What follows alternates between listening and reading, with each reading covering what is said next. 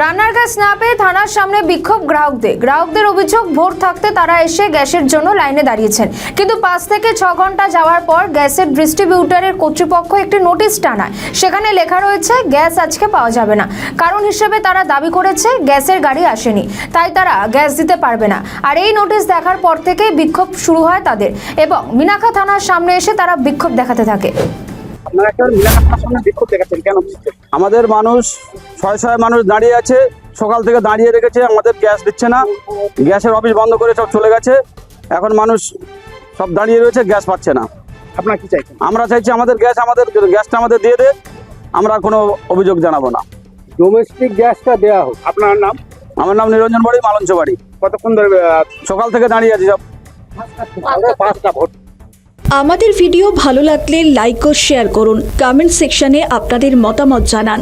আরও ভিডিও পেতে আমাদের চ্যানেলটিকে সাবস্ক্রাইব করুন এবং প্রতি মুহূর্তে খবরের আপডেট পেতে প্রেস করুন বেল আইকন।